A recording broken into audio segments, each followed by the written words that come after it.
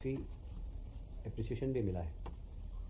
हमारे बहुत सारे केंद्रीय मंत्री भी उसमें गए और एक मध्य प्रदेश के विक्रमादित्य को देश भर में उनके कार्यों को प्रसारित करने का बड़ा अच्छा माध्यम था ये, और इसको सबने बड़ी तारीफ़ की है उसकी।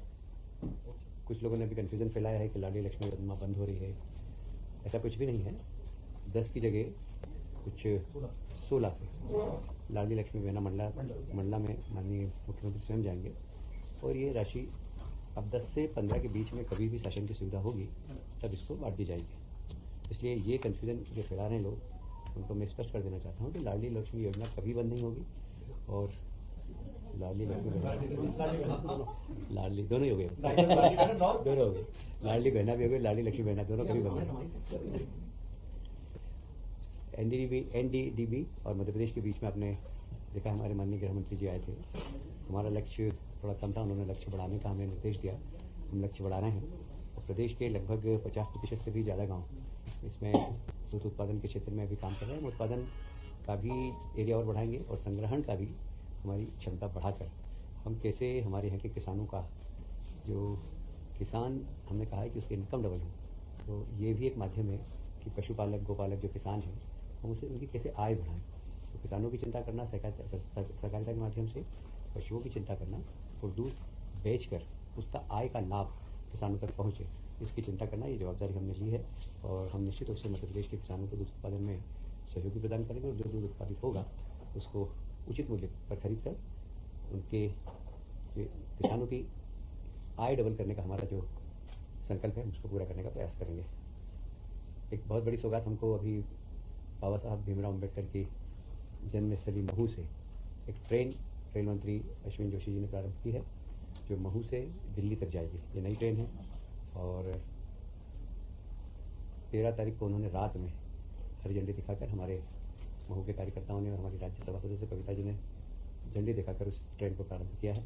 ये बाबा साहब के प्रति हमारी श्रद्धा संबंधी है और महू एक तीर्थ स्थल है, पंच तीर्थों में से एक, जहाँ बाबा साहब ने जन्म लिया था। उसमें लोग आसानी से पहुँच सके, ये प्रयास भी है। हम अश्विन जी को बहुत बहुत, रेल मंत्री अश्विन जी को बहुत बहुत धन्यवाद देते हैं। सागर में प्रदेश का 25वां अभ्यारण्य की अधिसूचना हुई है इसकी, और मध्य प्रदेश अभ्यारण्य के क्षेत्र में अव्वल नंबर पर है। सबसे ज़्यादा अभ्यारण्य हमारे यहाँ, सबसे ज़्यादा वन प्राणियों का संरक्षण भी हम कर रहे हैं और एक तरीके से पर्यटन भी इससे बढ़ेगा और हमें उम्मीद है कि इस दिशा में मध्य प्रदेश को पर्यटन इंडस्ट्री को काफ़ी लाभ होगा।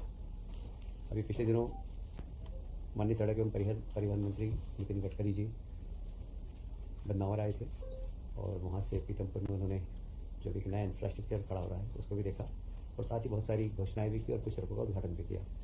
तो वो ऐसे मंत्री हैं जो कहते हैं कि बताइए क्या चाहिए तुमको।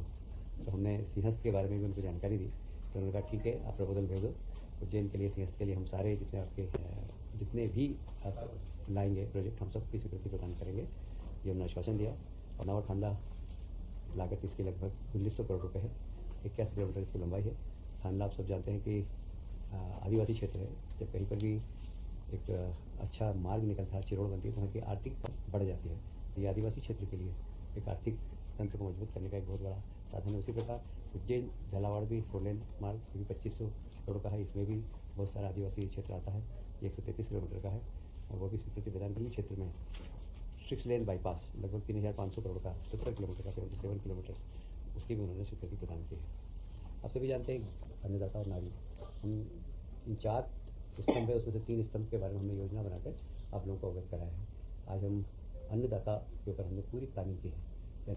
अन्नदाता कैसे खेती के साथ साथ खेती से संबंधित और भी व्यवसाय कर सके, जैसे मैंने अभी बताया, दूध उत्पादन, मछली उत्पादन भी कर सकते हैं, रेशम उद्योग, इन सब को लेकर एक समेकित एक पॉलिसी बनाई है हमने कि किसान की आय बढ़ना चाहिए, ये हमारा लक्ष्य है। 2003 की तुलना में देखें तो हमें कहते हुए बहुत गर्व है कि कृषि उत्पादकता में हम 2003 में लगभग प्रति किलोग्राम प्रति हेक्टर 1195, ये 2003 में का आंकड़ा बता रहा हूँ, और 2024 में हम 2393, मतलब लगभग 200 बढ़ा है। इसका कारण बहुत साफ साफ है, तो हमारे एजुकेशन का रकबा भी बढ़ा है और हमने पहले ग्रामीण क्षेत्र में बिजली बड़ी मुश्किल से 2-3 घंटे मिलती थी, आज 10 घंटे निश्चित रूप से मिल रही है। तो उसके कारण भी किसानों का उत्पादन बढ़ा है। फसल उत्पादन के साथ साथ विकास दर भी हमारी बहुत बड़ी है। कृषि विकास दर हमारी लगभग 3% थी, जो अब 9.8% हो गई। ये लगभग 327% बढ़ी है।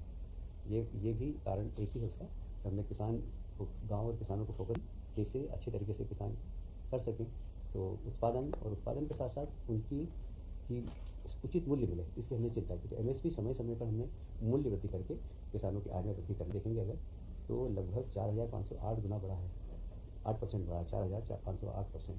600 करोड़ का था, आज की तारीख में 27,050। कहाँ 600 करोड़ और कहाँ 27,050 आज हमारा कृषि क्षेत्र का बजट है। तो हमने भाषण नहीं दिए, ये किसानों की सरकार है, हमने किसानों के लिए काम किया है। अब यदि नदी जोड़ो हमारा अभियान चल रहा है, जो माननीय प्रधानमंत्री जी ने अभी केन बेतवा और ये सारी नदियों के लिए लगभग 1 लाख करोड़ देने की घोषणा की है, और उसमें से हमने काफ़ी काम चालू भी कर दिए। यदि हम सब देखेंगे तो हम कृषि क्षेत्र के इस तरीके से कैप्टन होंगे देश के अंदर, हमारे यहाँ इतना इरिगेशन का रकबा बढ़ जाएगा। तो प्रदेश में 39% भूमि का GDP की है, मध्य प्रदेश कृषि क्षेत्र में जो योगदान है। अभी पूरा की पूरा जो हमारा मिशन है, ये इसका उद्देश्य है कि किसान की आय में वृद्धि, और आप सभी जानते हैं जलवायु परिवर्तन के कारण बहुत सारे चेंजेस आ रहे हैं, तो खेती भी उसके अनुसार करना हमें ये बहुत ज़रूरी हो गया है। कई क्षेत्र पूरे सूखे रहते थे, वहाँ पर बाढ़ आने सूखे होने लग गए हैं, तो हमें जलवायु परिवर्तन के साथ किसानों को हमकदम करना पड़ेगा।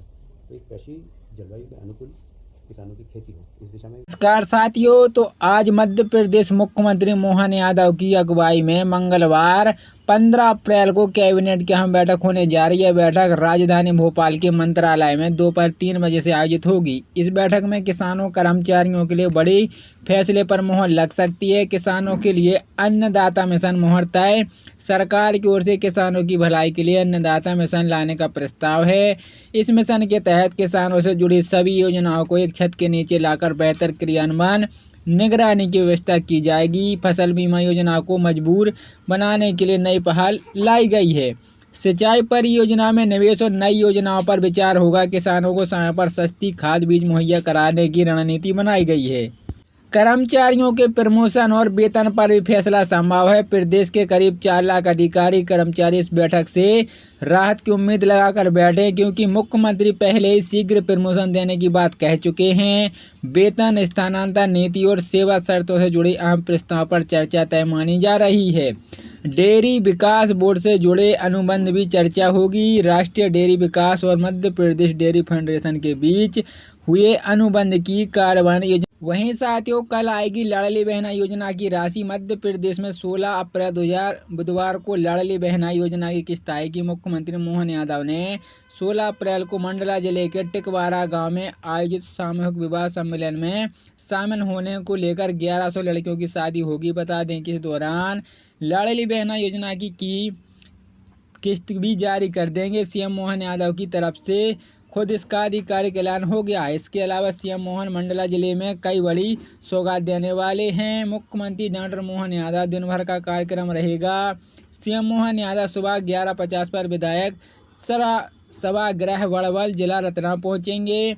11:50 पर वनवासी ग्रामीण मजदूर संघ के 7वें अधिवेशन का शुभारंभ करेंगे। कार्यक्रम सेनाला रोड स्थित विधायक सभागृह में आयोजित होगा। अधिवेशन में शामिल होने के लिए महाराष्ट्र, गुजरात, छत्तीसगढ़, राजस्थान, उड़ीसा के करीब 300 प्रतिनिधि शामिल होंगे। मुख्यमंत्री दोपहर 2:40 पर मंत्रालय पहुंचेंगे। 3 बजे मंत्रालय से कैबिनेट में शामिल होंगे और 4:15 से 4:50 तक मुलाकात के लिए आरक्षित रहेंगे। नमस्कार साथियों, तो आज मध्य प्रदेश मुख्यमंत्री मोहन यादव की अगुवाई में मंगलवार 15 अप्रैल को कैबिनेट की अहम बैठक होने जा रही है। बैठक राजधानी भोपाल के मंत्रालय में दोपहर 3 बजे से आयोजित होगी। इस बैठक में किसानों कर्मचारियों के लिए बड़ी फैसले पर मोहर लग सकती है। किसानों के लिए अन्नदाता मिशन मोहर तय। सरकार की ओर से किसानों की भलाई के लिए अन्नदाता मिशन लाने का प्रस्ताव है। इस मिशन के तहत किसानों से जुड़ी सभी योजनाओं को एक छत के नीचे लाकर बेहतर क्रियान्वयन निगरानी की व्यवस्था की जाएगी। फसल बीमा योजना को मजबूर बनाने के लिए नई पहल लाई गई है। सिंचाई परियोजना में निवेश और नई योजनाओं पर विचार होगा। किसानों को समय पर सस्ती खाद बीज मुहैया कराने की रणनीति बनाई गई है। कर्मचारियों के प्रमोशन और वेतन पर भी फैसला संभव है। प्रदेश के करीब 4 लाख अधिकारी कर्मचारी इस बैठक से राहत की उम्मीद लगाकर बैठे हैं, क्योंकि मुख्यमंत्री पहले ही शीघ्र प्रमोशन देने की बात कह चुके हैं। वेतन, स्थानांतरण नीति और सेवा शर्तों से जुड़े अहम प्रस्ताव पर चर्चा तय मानी जा रही है।